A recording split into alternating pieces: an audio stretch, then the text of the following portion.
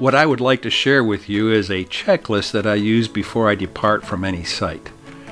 This checklist allows me to verify everything is in place prior to my departure. It assures me that I have minimized to my best abilities my travel woes that can happen while driving Frankie from one location to another. Although it does not keep me immune from possible issues, it helps to minimize those issues. This checklist that I'm sharing with you is what I personally use for my rig. You can take examples from my list to create your own. I have a copy of this list on my OneDrive for you to access. Go to the description of this YouTube video and a link to the drive is provided. I take the printed copy of this checklist and insert it in a protective see-through plastic folder that I place in the driver's door of my rig for easy access. I will go through each item on my list so that you have a better understanding of what tasks are performed before departure.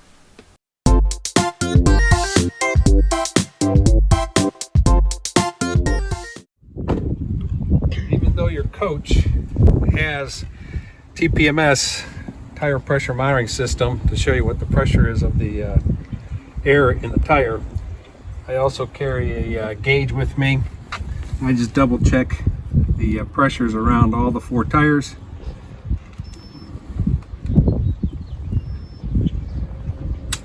And we are 65 psi.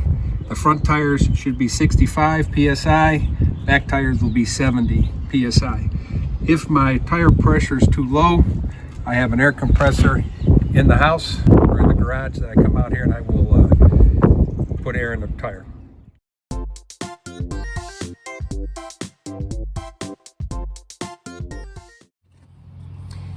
We're going to check the oil level in the rig. Just take out the dipstick, wipe the oil off, and stick it back into the hole.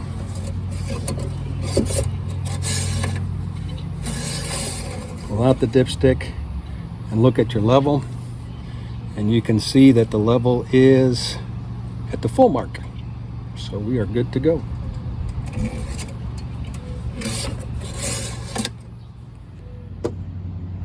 If we had to add oil, you would add it through this cap right here, unscrew it, and you fill up your oil there.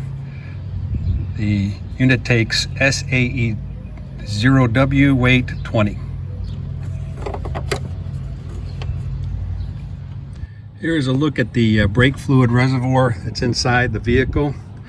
There is a min and max level indicated on the side, and right now the level is just at the middle point between min and max, so we're good there. Our cooling reservoir is right in front of the brake reservoir, and it's showing it's between min and max, so we're good there. This is your windshield wiper fluid inlet where you can pour your windshield wiper fluid in, and the reservoir is right back there. So if you're low, just add the fluid in here, and don't forget to put the cap back on.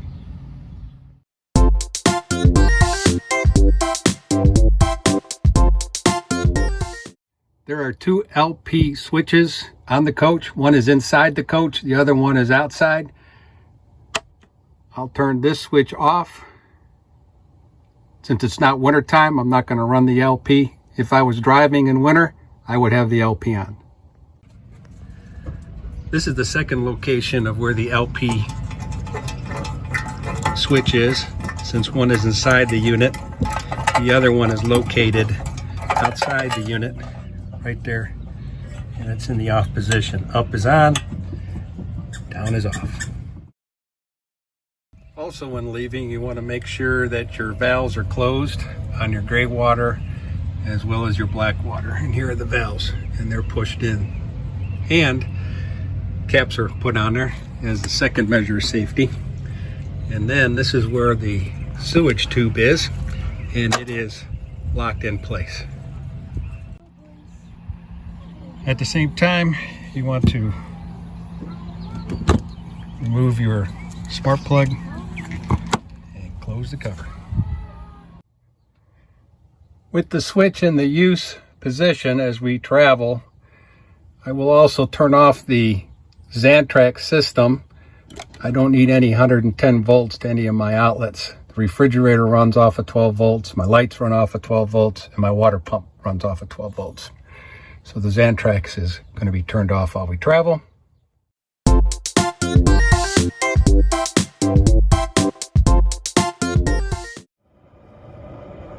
Another thing that I check before we leave is the fuel gauge to see if I'm full or at what level I'm at to decide if I need to stop and get fuel for our next trip and how many miles we're going.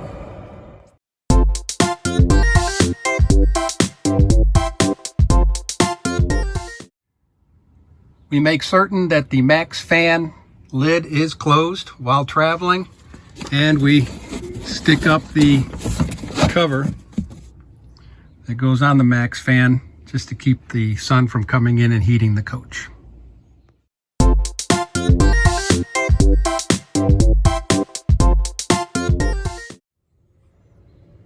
While traveling, it is best that we secure the doors on the refrigerator with these locks, so this way these doors will not have a tendency of opening while we're traveling.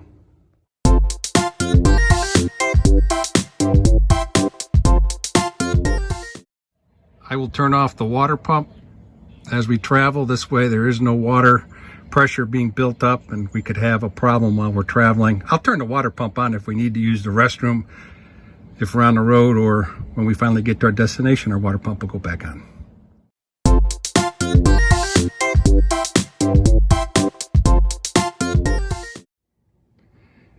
I use the bathroom as a storage system, which would hold my folding chairs, my canopy tent, and my RV Guard water softener. As we're traveling and we need to use a restroom, these items can be removed fairly quickly. We use the restroom and then the items go back into the restroom. I've never had a problem with these things falling out while traveling. Don't forget to check your medication before you hit the road, and also any type of pain relievers.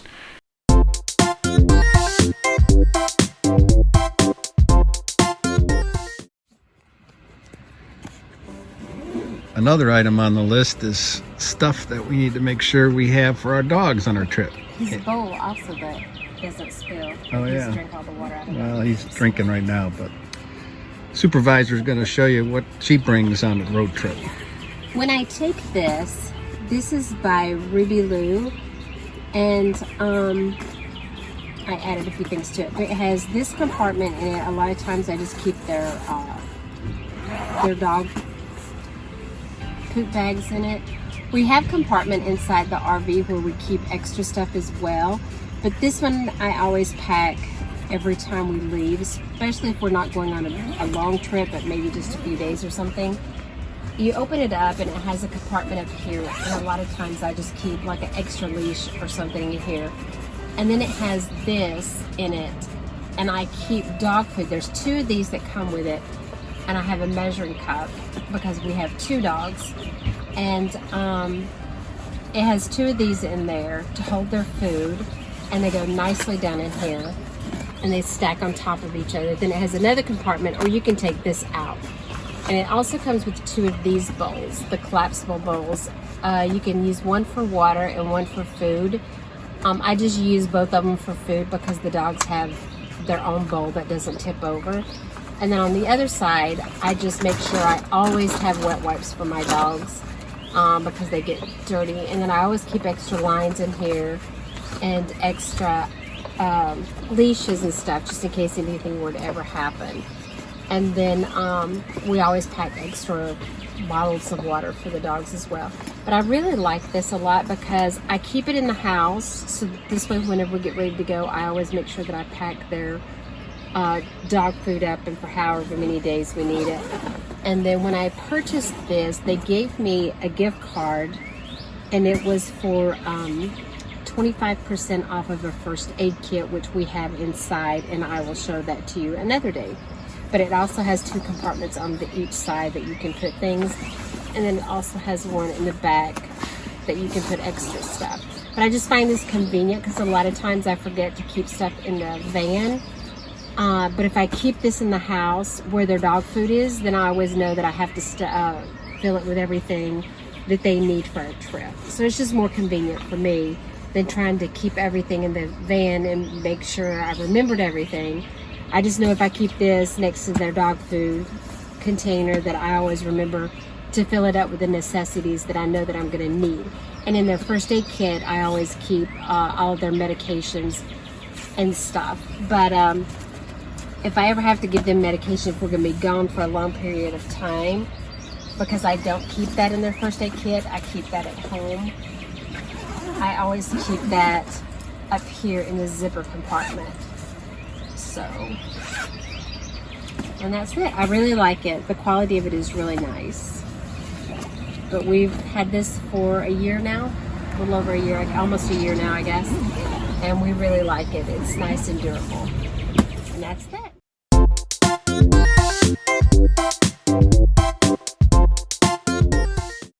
You may be wondering why you would like to bring a separate charge station.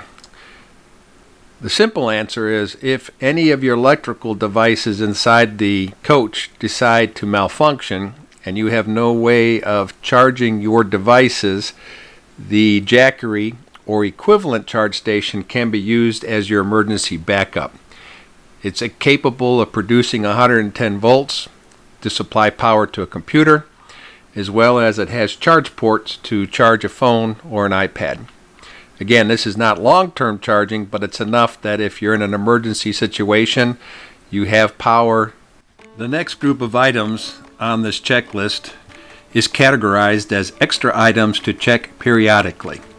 These are items you could do once a month or once a quarter or every 6 months, but something just to check periodically just to make sure it's functional. We'll start out with item number 1. Check the headlights, brake lights, tail lights, turn signals, and emergency flashers. My lovely assistant is helping me with the next set of tasks, and that's just to check to make sure our lights are coming on and off.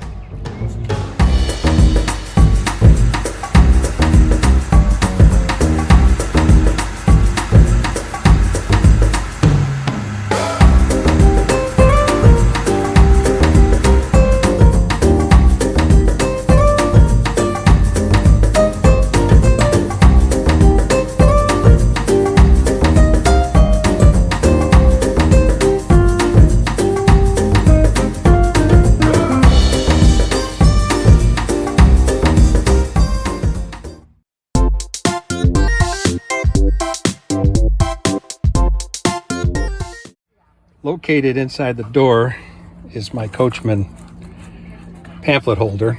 In it, I have my insurance cards as well as my registration. And they're current.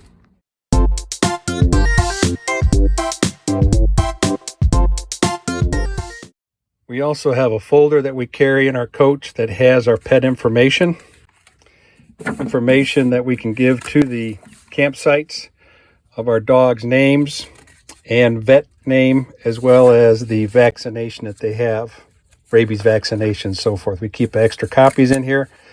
We also have pictures of our dogs that we can circulate fairly quickly should we lose a dog in an area.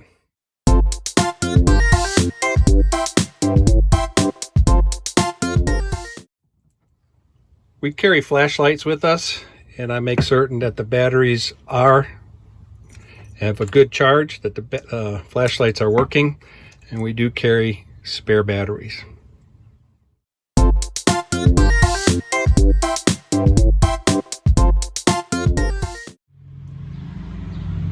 next item we're going to do is check the generator oil level. And this one you got to crawl underneath the generator or underneath the rig to get to it.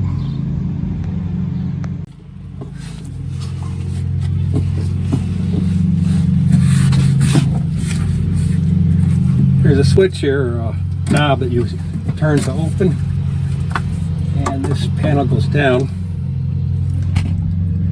And then right there is the fill tube.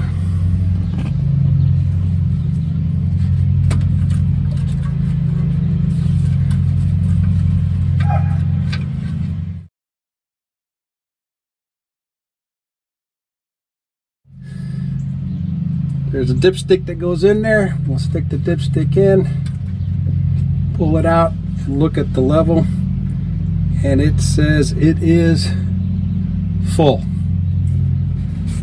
You can barely see it, but there are graduations on this stick that tell you add and full, and we were at the full mark. Put the dipstick back in, screw it on tight. This time you can also check your air filter, make sure it is clean, replace it.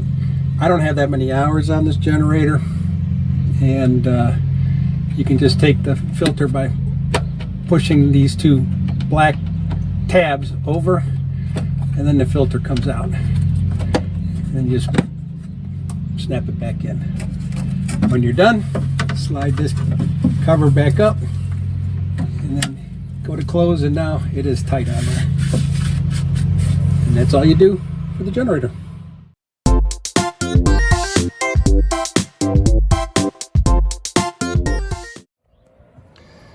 You can see from the panels on top of the coach, they're a little dirty. So we're going to go ahead and clean them.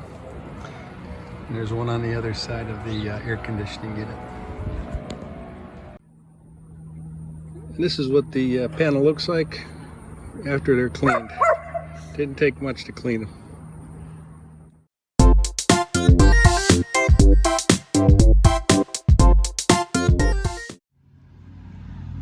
Located near the side door as well as the front area behind the seats is our first aid kit. So it's easy, accessible if we need it. And we just recommend that you go through your first aid kit to make sure if there's any items that need to be replenished, you can replenish it. Okay, now that we have our personal first aid kit down here, up in the pizza oven, we have the pet first aid kit. So if any time our pets have a problem, we can get their first aid kit. We also check to make sure all their items in there are adequately supplied.